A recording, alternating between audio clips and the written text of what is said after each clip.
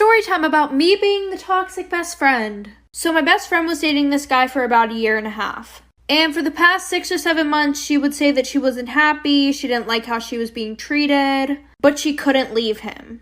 Well, at this time, they lived together, and that night we were supposed to decorate her apartment for her birthday party. So since she was at work, she just told me to go over her house and start decorating until she got home. Well, who happened to be there but her shitty-ass boyfriend? And him and I didn't really get along. Well, him and I were setting up and he was being super nice. Like, overly nice. Which really weirded me out. Well, later on after the party, my best friend was hammered, so we both put her to bed and started cleaning up. And we were both drunk and started flirting with each other. And then one thing led to another. And I did it with my best friend's boyfriend in her house. So for the next 3 months, we have like this secret relationship, like for part 2. Part 2 to me being the toxic best friend. So like I said, him and I had this secret relationship for like 3 months straight. And I would always just go over to my best friend's house while she was working and see him then. Well, the one day she came home early from work, and she walked in on her boyfriend and I in her bed. So after that, she finally got the courage to leave her boyfriend, and now she's happily married. So I kind of saw it as I pushed her to do something that she knew she would never do. And after having my number blocked for like 3 years, she texts me and she says, "I wanted to thank you for what you did. You showed me that I could leave my boyfriend, and that you were actually just a terrible friend. But now I'm happy for her. She's living the best life that she can live, and I'm still with her ex-boyfriend." Story time about how I got caught skipping school almost every day of my senior year. So our school had just started this new thing where you fill out all your contact information online. And my dad was like, "Okay, yeah, just fill yours out." And it pretty much was who can pick you up, who can make early dismissals for you, who they can call if you're in trouble. Well, I decided to be a sneaky little bastard and put my boyfriend in for every single one of those contacts. I would start school around 7:30 a.m. and I would go to the nurse's office at like 9 a.m. and she would call and my boyfriend would act like my dad and be like, "Okay, yeah, just let her drive home." Well, my guidance counselor noticed after about 3 months of me never being at school. So she called the number hoping to speak to my dad, but instead she got my boyfriend. And he just thought it was a random person, so he didn't act like my dad, because neither of us knew. Like for part 2. Okay, part 2. Okay, so pretty much what happened after that is she called and like she found out that it wasn't my dad. And then she went digging and like she like called my sister to the office and she was like, "What's your dad's phone number?" And my sister was like, "Why? Like, don't you guys have it already?" And I also put the same numbers for my sisters, so that way in case this day came, then, you know, it wouldn't look suspicious. Well, I don't know what she threatened my sister with, but she scared the hell out of her, so she gave her my dad's number. And so my sister told me whenever she got home, so I went to school the next day. And it was like a surprise party whenever I walked in the office. The dean was there, the principal was there, and my guidance counselor. So I got in trouble and then they were like, "Oh, we're calling your dad." So what did I do? I left before they called him. Story time about how my boyfriend cheated on me with his best friend's sister. So a little background information, I was 15 and in 9th grade, and we're gonna call my boyfriend Alex. Alex and I had been together for 6 months, and at the beginning of our relationship, his best friend, who we're gonna call Caleb, him and I literally despised each other. But Alex would always want all 3 of us to hang out, so we decided that we had to get along. So we decided to keep it civil only when we were with Alex. Well, fast forward, all of a sudden, Caleb's grown-ass sister starts hanging out with Caleb and Alex 24/7. And it was weird because she was like a senior hanging out with a freshman. But I didn't think anything of it at first. Well, then out of nowhere, while I was at school, like a week later, Alex says that him and I need to have a talk. So we start walking away from Caleb, and as we're walking away, Caleb looks at me and gives me like this good luck look. Then he told me that he wanted us to take a break. Like for part 2. Would you consider this cheating? Part 2. So like I said, we all decided to hang out again the next day. It was really cold out, so I invited everybody back to my house. And when we got back to my house, we were watching horror films. And I was cuddling next to Jake on the couch.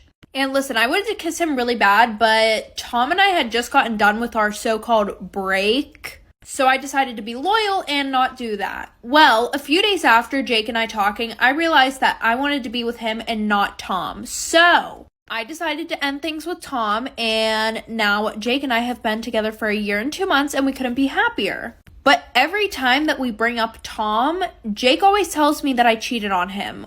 Would you consider what I did cheating? Storytime about one of the most embarrassing things that has ever happened to me in high school. So a little background information. I was in my freshman year of high school. Well, spring break was coming up. Well, the whole year, my friend and I hadn't been to one single party. So we decided that we wanted to try and go to a party every single day of spring break, which was about to be super difficult because we had to worry about my strict-ass parents and my neighbors. A little background info on my neighbor. My neighbor is this girl who's in my same grade, and she literally hates my guts. I don't know why, but literally anything that I do, she'll go and she'll tell her mom, and then her mom will tell my mom, because my mom and her mom are best friends. But before we know it, Saturday comes around, and we go back to school on Monday. We did not make it to one single party. Well, later that night, we found out that one of our friends was throwing one. So around 11 o'clock, everybody's sleeping, and I walk out my back door, hop over my fence, and I start heading towards the road where my friend was going to be parked. You know, who do I see fucking sitting outside on their porch reading a fucking book? My fucking neighbor. Like for part 2.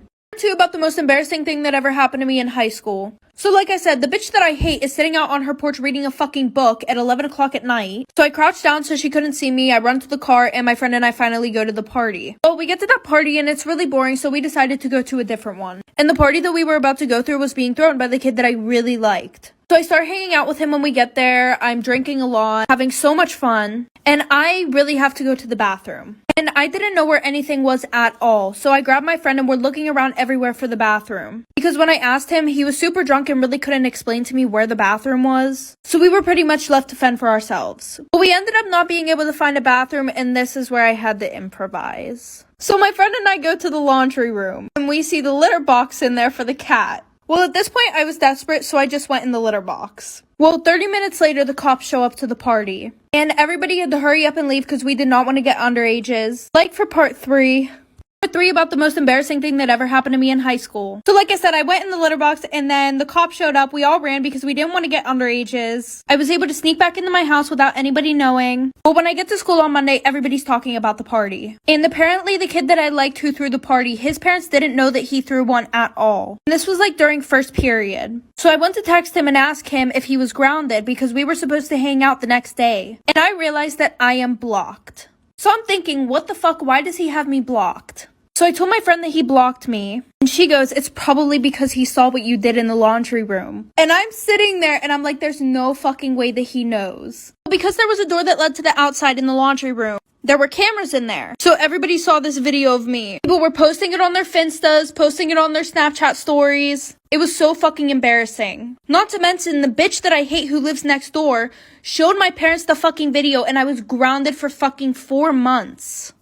Storytime about how my bank might have ruined my chances of going to an Olivia Rodrigo concert. So a little background information. In December, I got tickets to Olivia's concert. I thought it would be the perfect Christmas gift for my sister and I to go to California and go to her concert. And I got 2 floor seats. So I was super excited when I gave her the tickets. We were both like screaming, you know, that we were going to be going to a concert. We had the best seats. Well, knowing that I had the tickets, I hadn't checked on them for a few months. And this concert is on May 20th of 2022. Well, a few days ago, I was going on Ticketmaster to check the tickets, and it said that they had been voided, and I had no idea why, so I was frantically trying to figure out what the hell had happened to my tickets. And I didn't want my sister thinking, oh my god, like she really didn't get the tickets. So I was sending emails with Ticketmaster, and they said that somebody had filed a dispute. If you don't know what that means somebody was like, hey, that's my money, I'm taking it back. Like for part 2. Part 2 about why I might not be allowed to go to an Olivia Rodrigo concert. So like I said, pretty much somebody was like, hey, I want my money back, and the tickets were no longer there. Mind you, I was already charged in December, and now it's April. So I call my bank and I'm like, hey, like, what the fuck is going on? My money is missing.